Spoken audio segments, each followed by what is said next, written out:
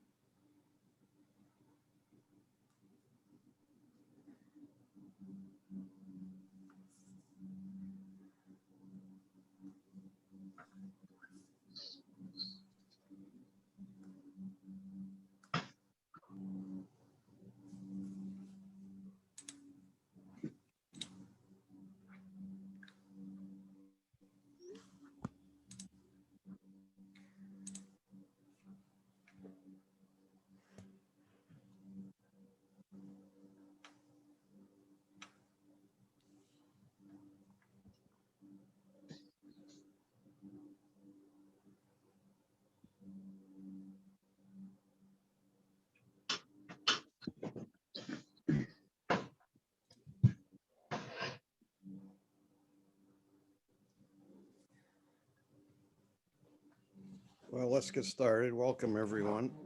Thanks for joining us this evening. As usual, I want to do land recognition and honor the indigenous communities that were native to this area before Europeans arrived. They were the Pagusset, Wepawag, Quinnipiac, Tutucket, Mononketucket, and Yamanasset people. And for thousands of years before European colonization, they cared for the land.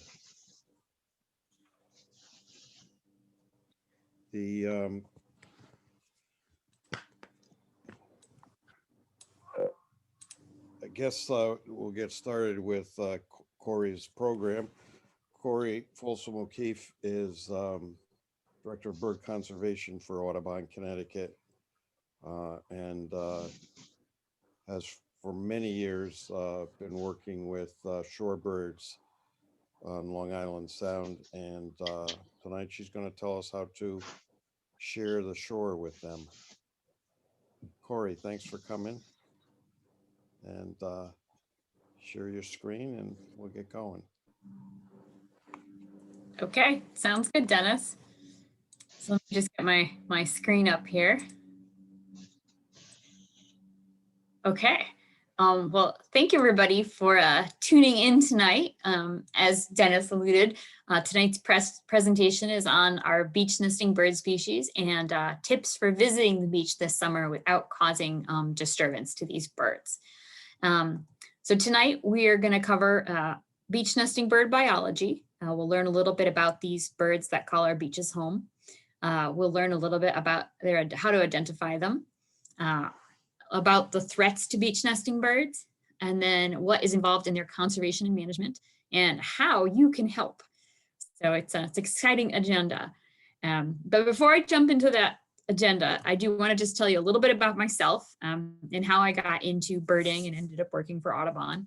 So I will start with just the picture in the top left corner is my parents and me and my brother. And I always like to share that picture because, you know, my mom always had bird feeders up in the backyard. My dad was always pointing out hawks on the highway, and would always take us for hikes at places like, what is it called? There's a state park in Southbury that has waterfalls, and I'm blanking on the name right now, but he would take us for hikes there.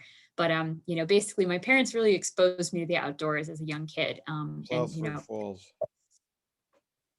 Southford Falls, that's it. Thank you, Dennis. But they got me initially interested in the outdoors and made me pay attention to birds. The second picture in the sort of bottom left is me and my friend Lane. And when I was a senior in college at Boston University, and like I said, I was aware of birds. I like the outdoors, but when I was a senior in college at Boston University, you know, Lane turned to me and said, "Hey, Corrie, do you want to go on a bird walk in the Boston Gardens with the Brookline Bird Club?" And I said, "Yeah, why not?" And when I was on that walk, I saw this bird, Blackburnian warbler. And until that moment, I did not know that there were warblers and there were birds that looked like this, that you could see, you know, your own backyard or you know, in local parks. And it was real eye-opening. And it just got me a lot more excited about birds. Fast forward a few years, I think it was in 2002, I found myself on this island that you can see in the top right corner. That's the Fairland Islands off the coast of California. If you watch the Discovery Channel, you can see, you know, they do a lot of shark research on the Fairland Islands, but they also do bird research. And I was out there for a few weeks in the fall of 2002. And one of the tasks we had to do each day was just record every bird that we saw when we were on the island. And by the end of that trip, I was hooked. And that kind of stimulated me to go get a master's degree in biology at Connecticut College and work with Bob Askin, who is the ornithology professor there, doing shrub bird research on shrubland birds. And ultimately that brought me to my job at Audubon. So, you know, some people think to work for Audubon, you've got to be, you know, obsessed with birds from when you were 5 years old. And, you know, that wasn't the case for me. It was something I very gradually got into birds and conservation, you know, so it is a path that anyone can be a part of. I also wanted to say a little bit about Audubon, Connecticut. We are Connecticut's most influential bird conservation organization through advocacy, policy, education, stewardship, and science. We are sort of leading the efforts to protect bird species of conservation concern across the state. Now, the other thing is that we are also a partner addressing a wide range of environmental and human health concerns. So I always like to stress that, you know, we really couldn't do the work that we do without a lot of great partners like Mononkatuk Audubon Society, for example.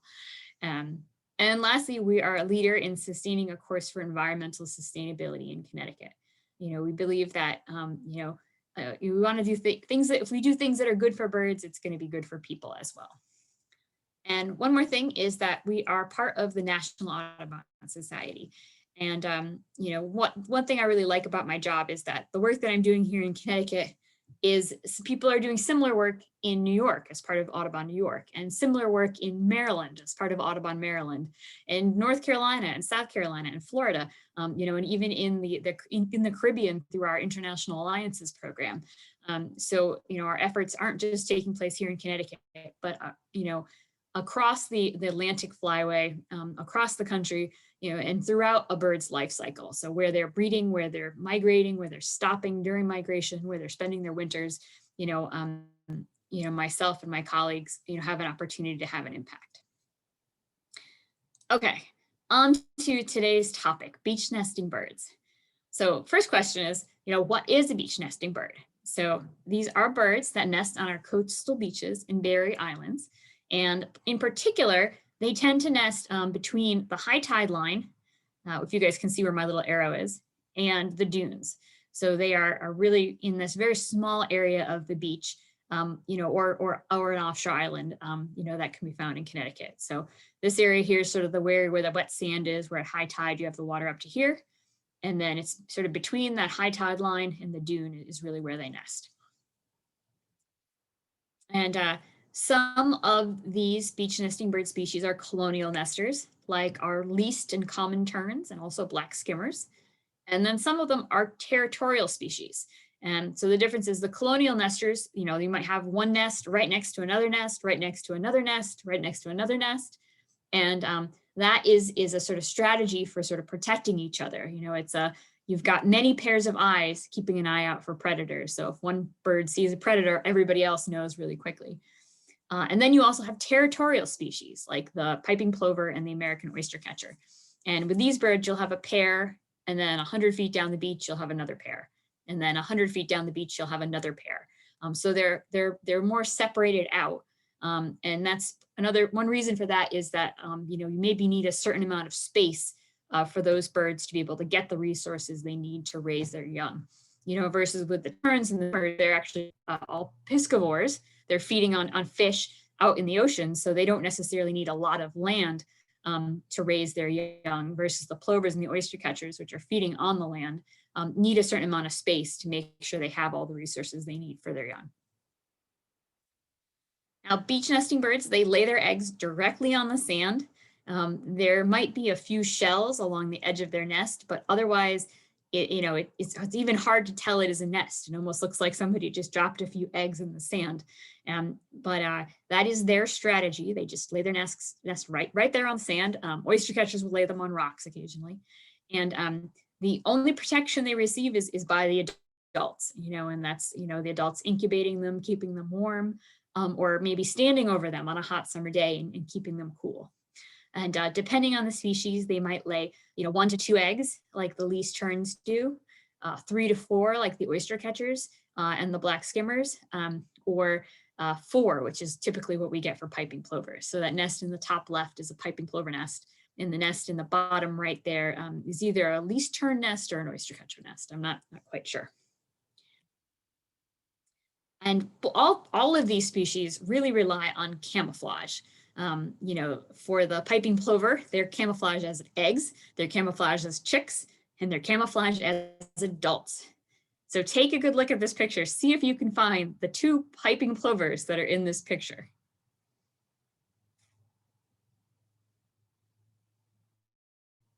I can't actually even see them right now. I know they're there somewhere, but we'll zoom in. Okay, now see if you can find the 2 piping plovers in this picture. Okay, let's reveal the piping plovers.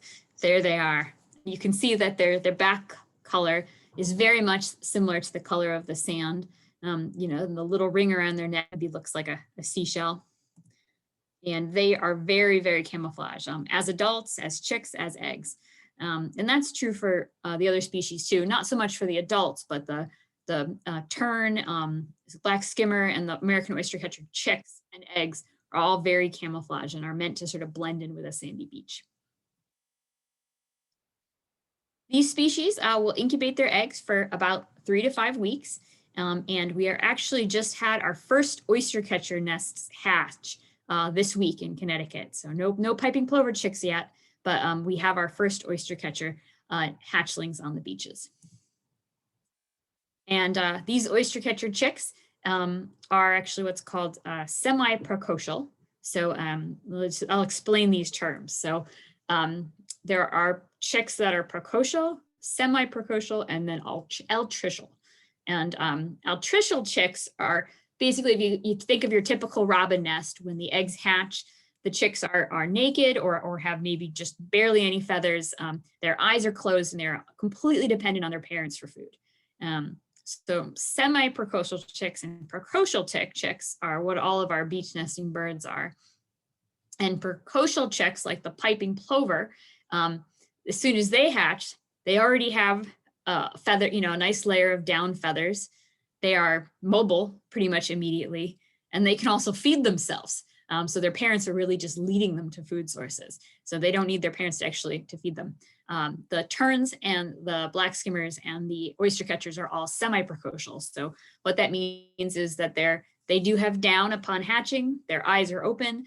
The oystercatchers can walk pretty well, pretty quickly. The tern chicks and the skimmer chicks need they can move around. I wouldn't say they're great walkers, but they can sort of scoot themselves around. But those species, the terns, the skimmers, and the oyster catchers, do rely on their parents to bring them food. You know, for the terns and the skimmers, the parents have to go out over the water and catch fish and bring them back to the chicks. For the oyster catchers, the parents have to either you know, hammer open a shell, or they need to sort of cut its abductor muscle to get the shell to open, and then they can feed their chicks from that. And like I said, so this is basically just what I said. So some chicks are fed and others will feed on their own. And parental care, you know, basically includes sort of keeping chicks warm on cold days and cool on hot days by sort of just standing over them. And the parents also will lead their chicks away from danger and lead their chicks to foraging areas. So you can see a piping plover on the bottom left with 2 chicks, you know, probably providing some protection from the sun. Same thing with the common tern in the top right. You sort of, see the adult maybe keeping the chicks warm. And then you have an oyster catcher in the bottom right, you know, maybe leading its chicks to some food. All these birds tend to take you know, roughly a month to get from the point of hatching from their egg to being able to fly. And that's what fledgling is. So a fledgling is a bird that is able to fly. And in Connecticut, that's how we measure success. We have, you know, Audubon Connecticut works with a lot of partners to have field staff and volunteers on the beach all summer long who are basically monitoring nests and looking to see how many chicks of those that hatched make it to the point that they're able to fledge. And fledging is like, woohoo, yay, we're successful. It's what we're shooting for. So let's go a little bit more into the identification of these beach nesting birds. So this is the piping plover here. And the piping plover has a very sandy colored back, a white belly, and then a little bit of gray color on its head, but then it's got some black on the forehead and some black around the neck. And for the males, the black on the neck and on the top of the forehead is more extensive than for the females. And this is a chick here. And the chicks, when they hatch, are about the size of a marshmallow, and you know, very, very cute. And one way to identify them is by their call. So I'm actually going to just take a minute to play their call. I'm going to just stop sharing for just a turn on the original sound so you can hear this a little bit better. Okay, there we go.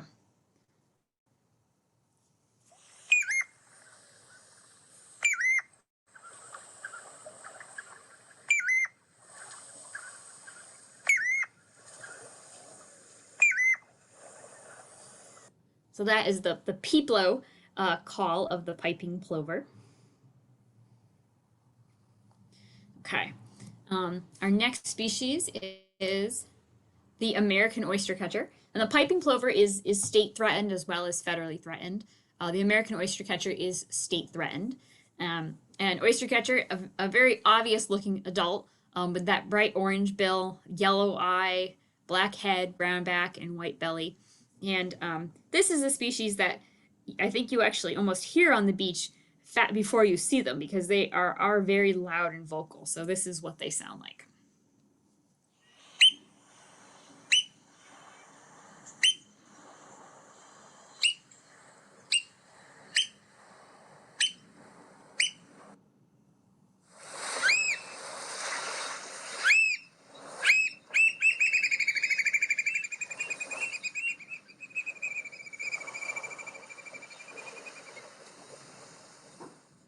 I think they sound a little bit like a squeaky toy. One neat fact about American oyster catchers is that they have 2 different strategies for feeding themselves that I mentioned actually a minute ago. So some of them will continually jab at an oyster shell or a mussel shell until it breaks open, and then they'll be able to eat the contents. But other ones will sort of sneak up to a sort of shellfish, and then they will jab their bill into the shellfish and they will cut the abductor muscle, and then the shell will just sort of fall open. And that's another strategy that they use to feed themselves.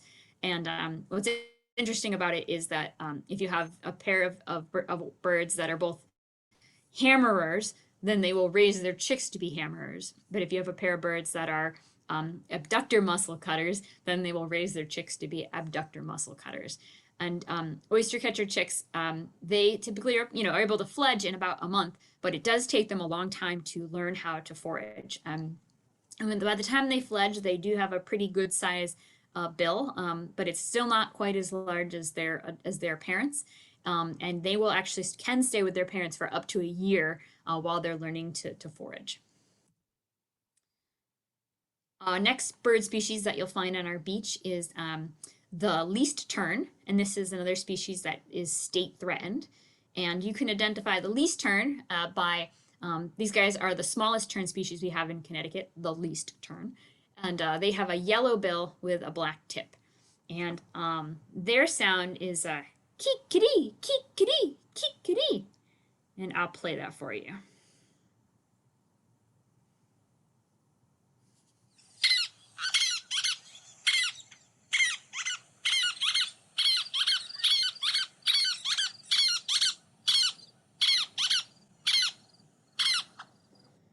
So various other calls in there, but that's sort of like key kitty, key kitty, key kitty is the typical least tern call.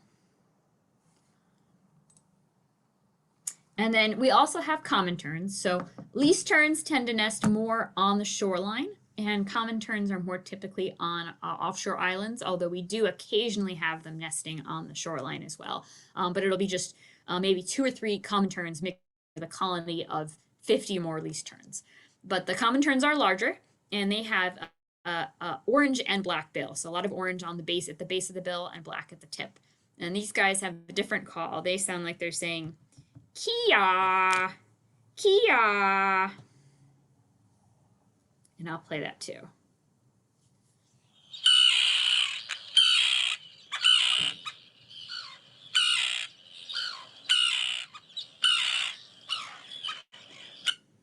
So our least tern, both our least tern and our common tern just arrived in Connecticut in the last week. So the plovers and the oyster catchers have been in Connecticut since, I'm going to say maybe the 3rd week of March, but the common terns and the least terns have only just arrived about a week ago.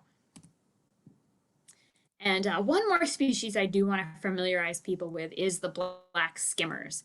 And this is a pretty neat species because they don't frequently nest in Connecticut, but last year we were lucky enough to actually have a small colony of black skimmers. And these guys were nesting in the New Haven area, and you could see them out flying over New Haven Harbor. So a very cool bird species to see. They are black with white undersides and then some black on their heads, but the most unique feature about them is their bill. And I know a lot of these birds have their heads tucked in, so it's hard to see. These are the black ones are the adults. The ones that are kind of have a mix of gray and white feathers, those are hatchier birds. But for the black skimmer, the bottom bill is substantially longer than the top bill. And when they're flying along, their strategy for foraging is that they will sort of be dipping their lower mandible into the water. And then when they have contact with the fish, they immediately close their bill and they are able to eat the fish or grab the fish at least so they can bring it back to their chicks. So a very, very interesting looking bird. And we were very fortunate to have a colony in Connecticut last year. And we've all got our fingers crossed that that colony will kind of come back again this year. We'll see what happens. Now, why are these birds threatened? As you could see, they were almost all of the piping plovers federally threatened, the oyster catchers, and the least terns are state threatened. The common tern is a state species of special concern in Connecticut. Black skimmer, isn't on our list because it's not typically in Connecticut, but it is a state species of special concern in New York. And these birds were initially, declining in number because they were hunted for their feathers.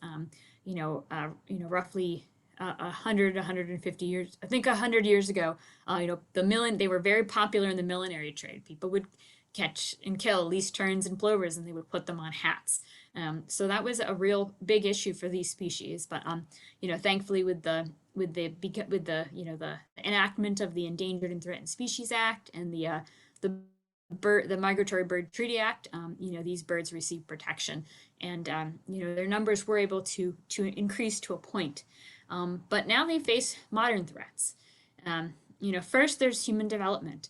There are, we only have a limited number of sites in Connecticut where these birds, actually have appropriate habitat. They do nest on beaches. The oystercatcher is a little bit more flexible. They can nest on sort of rocky islands. But there are limited places in Connecticut, where we have that habitat, that haven't been developed, sometime in the last 100 years.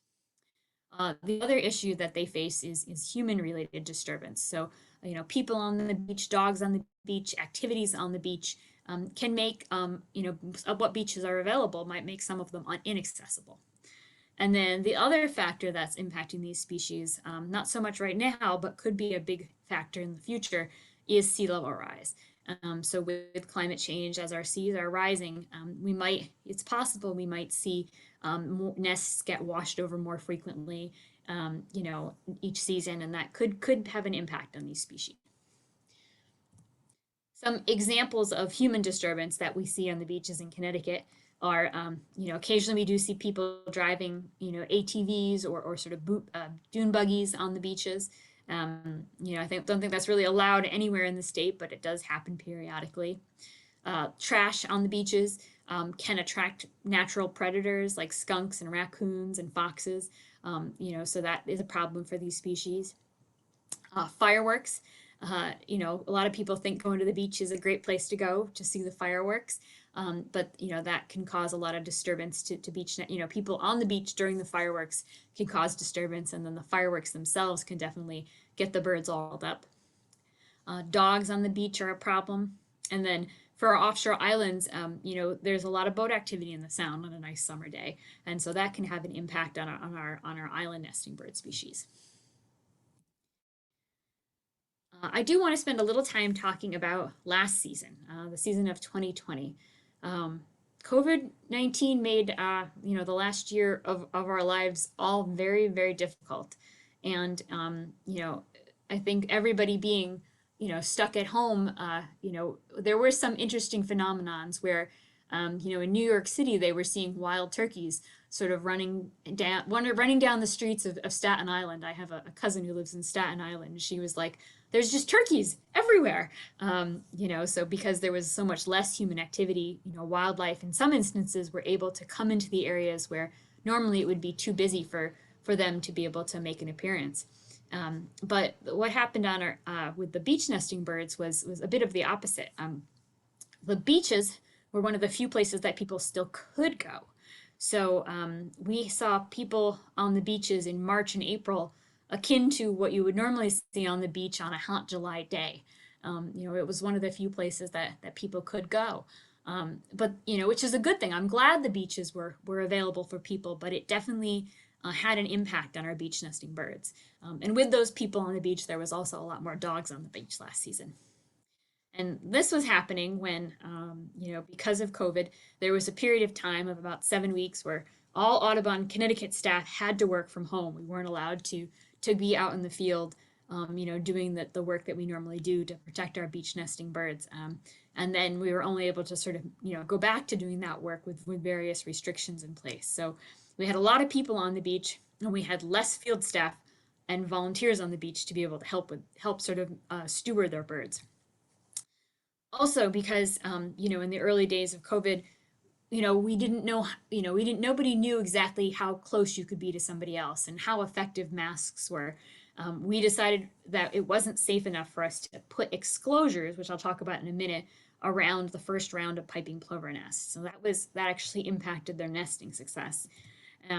And also, we trained up a great group of volunteers to be able to help with the stewardship of our beach nesting birds last year, but we weren't actually able to have those people come out and help until June, until we kind of got through that first wave of sort of COVID infections in Connecticut. So more people on the beach, less staff on the beach, less volunteers on the beach, and not being able to exclose our first round of piping plover nests actually led to the lowest productivity that we've had for piping plovers since 1993. We only fledged 1 chick per pair. And normally we tend to fledge between 1.25 and 1.5 chicks per pair. And those numbers are actually important numbers because 1.2 is indicative of a stable population, and more than 1.2 is indicative of growing population. So for a number of years, we've been able to grow our population, but last year, the number of fledgling we produced is not a good number. That's a sort of a less than a sustainable number, a sustainable rate of productivity. So we are really hoping to turn that around this year. I want to go a little bit more into that one fledgling per pair and sort of what happened at some of the beaches, because there's a lot of learning lessons from this past season. So just as an example, so the top beach there, Campo Beach. Now this is a beach in Westport, Connecticut, Westport, Connecticut. And it has had a pair of oyster catchers for a number of years. But last year was the first year it ever had a pair of piping plovers. And what happened there was when COVID first happened and outside was really the only thing that people could do was go outside. There was a huge rush of people to Campo Beach. And the town of Westport decided they needed to close the beach because people were just congregating in really large numbers, not maintaining social distancing. So they closed the beach. So a beach that's normally, and a normal year is really quite active, had very few people on it during the beginning, the first half of the summer. And that meant that the pair of oyster catchers that had always attempted to nest on that beach and were never successful were finally successful.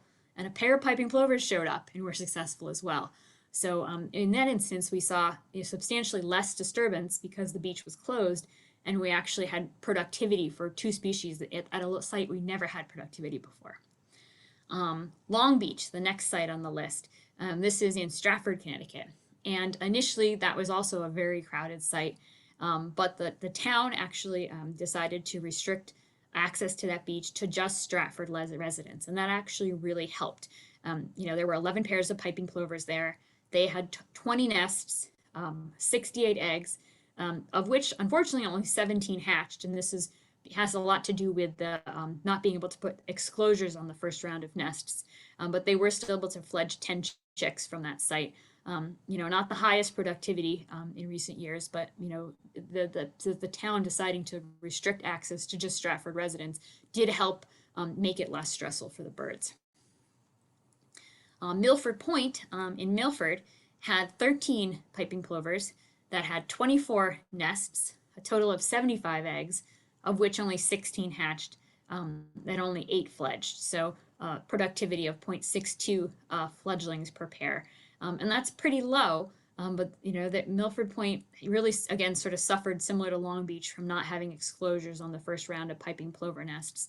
We lost almost every first round piping plover nest across the entire state because, as I'll talk about in a minute, or I can even talk about it now, exclosures, which are these metal fences that go directly around piping plover nests, are very, very effective at keeping a plover nest from getting eaten during the incubation phase. So, at Milford Point and at Long Beach, where we weren't able to exclose that first round of nests, the impact was pretty obvious. We really weren't getting, we had 75 eggs, only 16 hatched. We had 68 eggs, only 17 hatched. And likely those were eggs that the eggs that hatched were likely from nests that were second or third attempts.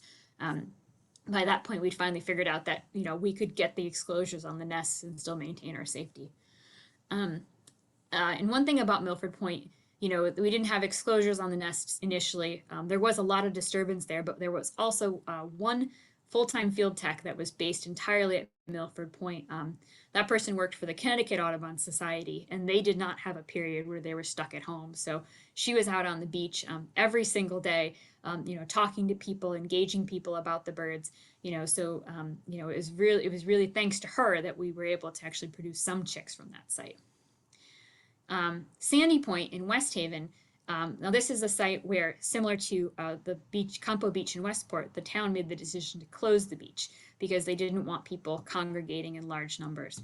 And at Sandy Point, we had 8 pairs that had 12 nests. So they each had a first nest that didn't exclose, and they had 4 more nests that did get exclosed. They produced 38 eggs, 20 of them hatched, 17 of them fledged. And they had a productivity of 2.13. So this is a beach that didn't get any disturbance, or very, very limited disturbance. maybe not as many predation issues, and it had a pretty high success rate. And that's actually, we also had a large least tern colony at Sandy Point. All 3 oyster catcher pairs at Sandy Point fledged young, and that is actually where the black skimmers ended up showing up too. So, we had this, very limited disturbance because the beach was closed, and the birds did really well. So those are just, some stories from across the state last season. And, I think our big things that we learned were, predators are a major problem in Connecticut, and that exclosing nests really is vital to making sure that we, are getting, those eggs are able to hatch. And we also, really at some sites, it looked like the absence of human disturbance or a major reduction in human disturbance can equate to more birds and higher productivity. And also that volunteers and field staff play an important role in educating the public about our beach nesting birds. So it was a very, very interesting season last year. So what can we do to help our birds? So, what I'm going to do here is first I want to talk about the things that the Audubon Alliance for Coastal Water Birds, which is Audubon, Connecticut, the Connecticut Audubon Society, the Nature Conservancy, the State of Connecticut Wildlife Division, and the U.S. Fish and Wildlife Service. This is a sort of a collaboration a group that we all collaborate together to sort of manage our beach nesting birds. I want to tell you guys about what we do every year to sort of manage and make sure our birds have enough space to nest successfully here in Connecticut. But then I also want to go into what you can do when you're visiting the beach, or how to be mindful about the birds when you're visiting the beach, so that they have a really successful year. So first of all, the Audubon Alliance does train a lot of volunteers every year. We have an annual, volunteer training that typically takes place in March. And the last 2 years, it has been virtual. We haven't been able to get together with all these great people and sort of see them face to face. But, we still have had some very successful Zoom things like we're doing right now to sort of teach people how they can help us steward the beaches during the summer months. We also have a very capable field staff. They're between our different organizations. There are about 10 people that are out on the beaches across Connecticut during the summer months, also actively engaging the public and also monitoring the bird species. And then we also have our Audubon wildlife guards. And these are high school students that are trained, mentored, and employed at 2 beaches in Connecticut to basically be the official monitors. This is at Pleasure Beach in Bridgeport and at Sandy Point in West Haven. So for 7 weeks during the summer, they are the main people on the beach, engaging with the public, monitoring the birds, and also doing some habitat restoration projects. So all of these people work together to mark off nesting areas. We put up string fencing, typically in April, and I think we just actually finished last week. We have a few island sites that once we get the mainland sites set up, we focus on getting some of the island sites fenced. And this basically involves, putting wood stakes in the ground, and just putting string around the nesting areas. It's, not much of a barrier, but it's sort of a psychological barrier. It sort of lets people know that area is where the birds are nesting, when we ask people to stay out of those areas. We'll also put up signs, official signs like the one on the top right here, but then also we put up signs made by kids, and there's a lot of efforts that show that if you put up these, general public sees them and goes, oh, that's so cute, oh well, I'm gonna totally listen to the sign and be mindful of the birds, versus the more formal federal or state signs. People are like, forget that, I'm gonna do whatever I want to do. So the kids signs go a long way. And then these are the exclosures that I've been talking about. So these get placed directly around piping plover nests. And it's done very, very carefully. There's a lot of sort of timing to it. The state of Connecticut is the sort of entity that does is sort of in charge of exclosing the nests. And, they kind of basically have the sort of exclosure all ready to go. And then a few people will walk in, they'll sort of place the exclosure, they'll sort of dig it a little bit into the ground. So they'll sort of dig a trench where they're going to put the exclosure, and then plop it in, sort of fill in the trench, and then get out of there. And the trick is that you have to see the bird go back and sit on the eggs again once you put the exclosure in place. And if they don't do that after a certain amount of time, you actually have to go take the exclosure off again, because then the bird isn't comfortable with it, and we'd much rather have them continue to incubate than have a failed nest because of the setup of the exclosure.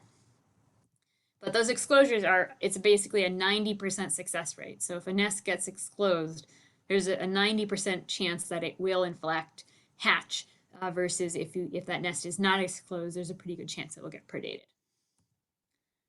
So our volunteers and field staff, when they're out on the beaches during the summer months, they're locating pairs, they're finding nests, they're tracking nest success, and then they're also tracking fledgling success. Those are the main things that they're doing, along with education and outreach. So this can be done face-to-face, but then also we do a lot of outreach and educating about our beach nesting birds through social media. Okay, so on to how you can help. We always are telling people, if you want to help, you can volunteer, or sort of share stuff on social media. But I also want to just provide tips for visiting the beach, because a lot of people do still want to go to these places where we have beach nesting birds and see them, but there's a lot that you can do to sort of plan for your visit, or during your visit, that will actually really reduce the amount of disturbance or impact you might have on nesting birds. So my first tip is get to know the beach you're visiting. And, just as an example, if you look at this picture here, this is Sandy Point Beach and Bird Sanctuary in West Haven, Connecticut. And the birds tend to nest on the sound. There's sort of two spits. This is Sandy Point proper here. And then this is actually called Morse Point here. And the birds nest on Morse Point.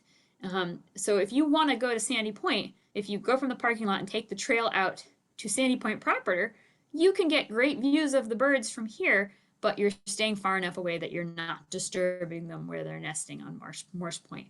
So it's just a great thing to know that you can visit Sandy Point in the summer months and have no impact on the birds, as long as you stay on Sandy Point proper, which is the spit that's more landward, sort of between New Haven Harbor and Oldfield Creek. And you can be out here and you're not impacting the birds that are nesting here, but you can still get great views of them with a pair of binoculars, a viewing scope, or a zoom camera. Also, it's always good to know what the dog regulations are. Whether if you have, maybe you have a dog, maybe you don't, but it's good to know, what are the dog regulations at some of these beaches. At pretty much all of our beaches during the breeding season, dogs are prohibited from the beach. So, you shouldn't have a dog on the beach during, basically from April 1st to December 1st. But there are times of the year where it is okay. But there may be leash laws, there may not. It's always good to sort of look into it in advance. And just understand what are the basic rules, at a beach that you're hoping to visit. So here we go. It's good, definitely good to visit if you go to Sandy Point and stick to Sandy Point proper. Not so good if you go to Morse Point. And then there are good and there are not so good times to visit. So, from March to early May, that's when the birds are arriving and incubating. But for the most part, they don't have chicks yet. Then there's mid-May to mid-July, and that's really the period where we have lots of chicks on the beach. Then mid-July through August, we have less chicks on the beach, but fall shorebird migration is peaking. And then in September, October, there isn't any more chicks on the beach, and there's still migrating shorebirds that you can see, but in smaller numbers. So, which times do you think are good times to visit the beach? In the early part of the season, so March to early May, and in the latter part of the season, September to October. When is it okay to visit the beach? Mid-July to August, you might still have chicks on the beach, but definitely not as many as in mid-May to June. And you can see, there's lots of shorebirds around, but as long as you give them space, you can still visit the beach. But the one time that I do ask people to try to avoid is mid-May to mid-July. That's really when there are, at some of these beaches, you might have 15 to 20 piping plover chicks running around the beach. We don't want them to get separated from their parents, or if their parents are busy escorting somebody away from their chicks, it leaves them, vulnerable to predators, to the hot sun, to a really rainy day. So mid-May to mid-July is the kind of air time, and you really do want to try to avoid visiting the beach when there's the most chicks present. And then also it's good to know the tides. So if you go to, saltwatertides.com is a great website for sort of looking up the tides. Pretty much there's, I think, 40 different locations on the coast of Connecticut where you can get the tides for any given day. And it will, the best time to visit one of these beaches is to go at low tide. So if you're going at low tide, basically this whole area that's wet sand is dry. And you can be walking it down here and the birds have plenty of space up here, and it's less likely you're going to disturb them. So visiting early part of the season, latter part of the season, and sticking to this sort of wet sand at low tide will really help you reduce disturbance to our beach nesting birds. Also use best practices for reducing disturbance. When we set up the string fencing on the beaches, we really where we put it is about 5 feet above the high tide line. And it kind of, we can't actually bring it any further down the beach because it would just get washed away by the tide. So, the sort of string fencing is like the absolute closest you want to get to the birds. And actually it's better if you can stay about 10 feet away from the string fencing. So again, if you can visit at low tide, there's plenty of space on the beach. It's really easy to sort of, stay away from the fenced areas, giving the birds plenty of space. And that's my next sort of bullet here is give birds space, both nesting birds and migrating shorebirds as well. If you see a tern dive at you, if you see a piping plover give a broken wing display, if the oyster catchers are repeatedly vocalizing, you are too close. So the birds will give you signs that sort of tell you if you're too close. And ideally, if you're on the beach and the terns are just flying around, the piping plovers are just resting in the sand, the oyster catchers are maybe feeding on the water line and not making any noises, then you're a good enough distance away from them that they're able to continue with their normal activities. 2 more suggestions is, one is don't linger in any one area for too long. If you're out on the beach and you're observing the birds, after a few minutes, move along, so you're not stressing out the same pair for a large period of time. And then lastly, carry in and carry out. So if you're gonna, be bringing some snacks to the beach, make sure you carry out all your scraps. Because again, leaving trash on the beach can attract predators, which can be a major negative for our beach nesting birds. And my last tip is just help us spread the word about sharing the shore with beach nesting birds and migratory shorebirds. And Audubon does have a really good website. It's ct.audubon.org/conservation/share the love, or share love, share the shore. And there are a lot of great resources on there right now that you can use to sort of help us get out the word about beach nesting birds and giving them space. Like this image right here. This is something you could pull from the website and you could put on Facebook, on Twitter, Instagram, and just help us get out the word about giving our beach nesting and migratory shorebirds the space that they need to nest and rest. And with that, I want to thank everybody for tuning in to tonight's talk, and I'm glad to answer any questions.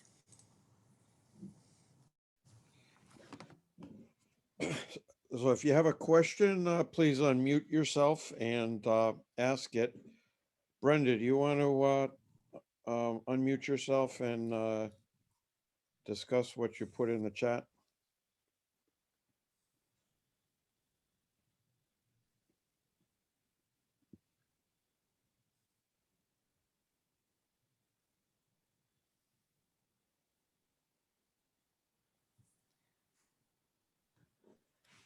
Well, Brenda says in the chat, I'm on Osprey.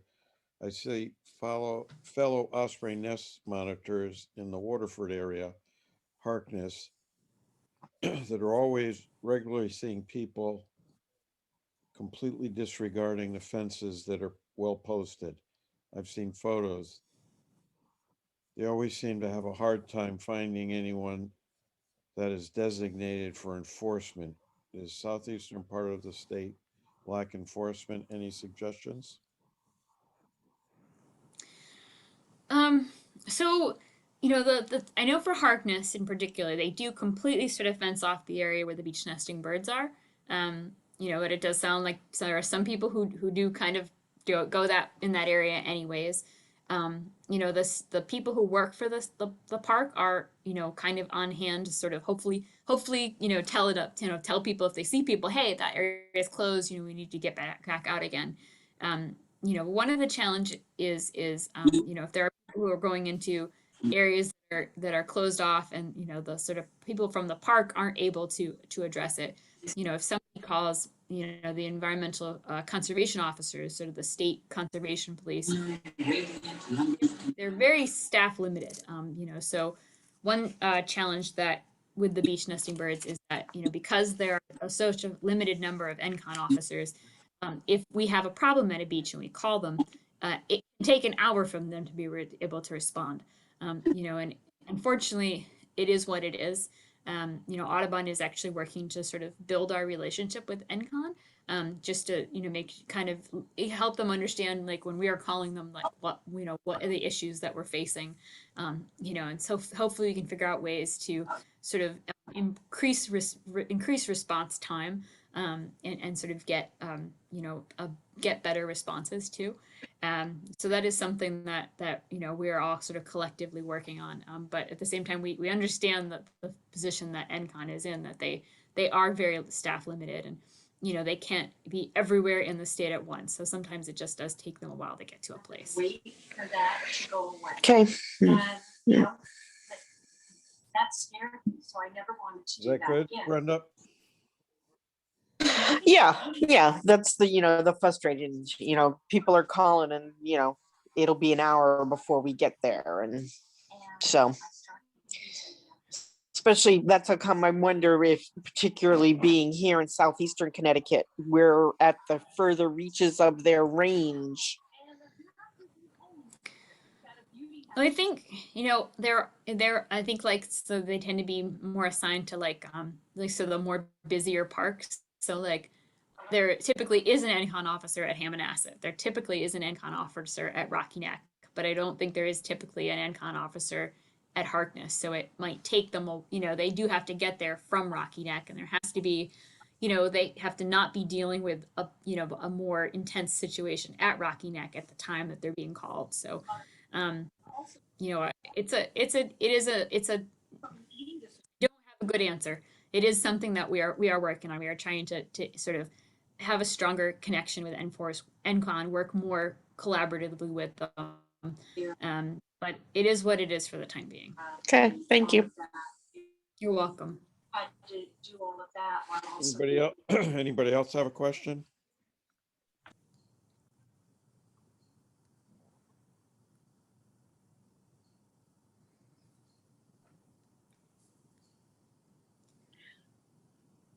I would just like to thank you. It was a great program, and I really learned a lot. I love the charts of the learning what birds were nesting on various beaches. That was fascinating to take a look at. Thank you. You're welcome. Thank you, Barbara. Question on materials that can be put in our tabling displays that deal with this subject. Could you provide us with some of those in the near future, please? Absolutely. Yes. Because we're coming up to a fair times, and we're looking at having a table at least at the Orange Fair. So Absolutely. Carl, if you or somebody else wants to come by Stratford Point, we actually were able to get a lot of new brochures made last year. We have a Piping Plover brochure in both English and Spanish. We have a Boating with Birds in Mind brochure, and we have a new dogs, you know, being mindful of where you take your dogs on the beach postcard. And we have lots of copies of all of them. So if you or somebody else wants to swing by Stratford Point and pick some up, we'd be glad to help to pass them along so you guys can help us get out the word about beach nesting birds. I'm also, Dennis and I have talked about getting those plastic holders to be able to set out at libraries to put them on, you know, a designated table or a space for people to pick up in the libraries as well. So. Yeah, that would be great. And you know, I think you know, I was talking with Robin in another call, and that is something we can actually really use help with. You know, my staff are very much out on the beach or out on the islands, and Right. have a huge amount of time to like go to the library or stop by this marina and give them brochures. And, you know, so if Monunketuk wants to help with that, we would be absolutely glad to give you, you know, 1,000 or so brochures, and you can just get them out there, and that would be fabulous. Okay, I'll come down next week and pick some up from you. Awesome. Thank you, Carl. I'll email you when, I'll Okay. email you the day before to let you know, to be sure that you're on site for me to pick them up. So, I might not be, but Will certainly will, and I can Okay. give him a heads up that you're going to come by. all right, that would be good. Great. Thank you. Great presentation. Thank you. Anybody Yep. else? Okay. Lillian, I see you unmuted yourself.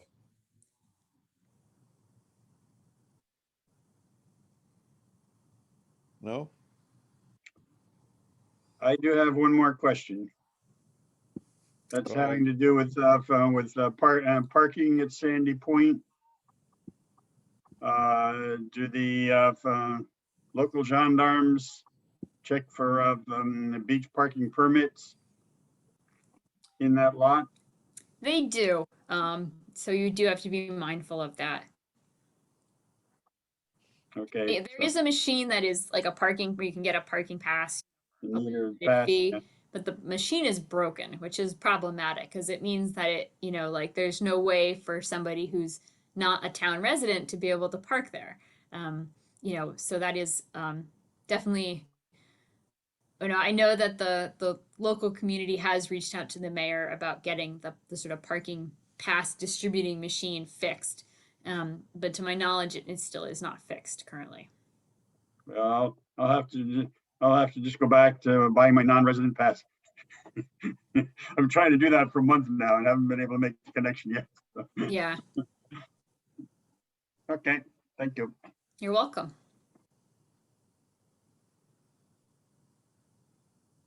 Clara B., can you come on and talk about your willingness to assist? Oh, sure. If you want to put my name down, or I can email somebody with my information, I'll be happy to help to distribute pamphlets at libraries. I live in East Haven, so I can hit East Haven, West Haven, Branford, New Haven. I used to work at the libraries in New Haven, so I know them. Excellent. Wonderful. We should have your email address in the Zoom registration. Yes. Uh-huh. So we'll get in touch with you. Thank you. All right, great. Thank you, Clara. Oh, you're welcome. My pleasure. I'll be happy to coordinate with you on that. I live in Orange, and close to the, of Mitchell Library and so forth, in Westville, and that part, so we can kind of coordinate our efforts on these distribution of these things. Okay, Carl. Anybody else? Good. Thank you. And thank you, Corrie, for doing this program. It was great, and it has been recorded, and I'll put it up on our website so that other people can view it, and I'll put links to it on Facebook and other places. So thanks a lot. You're welcome. Thank you, Dennis. And in 13 days, we'll have Pat Lynch here talking about the Mid-Atlantic seashore and problems that it's facing with sea level rise that are also problems that are facing us. So go to our website and register for that program. That's Tuesday, the whatever it is, the 25th. So thanks everybody for being here, and stay safe. If you haven't been vaccinated, get vaccinated. And thanks and good night. Good night.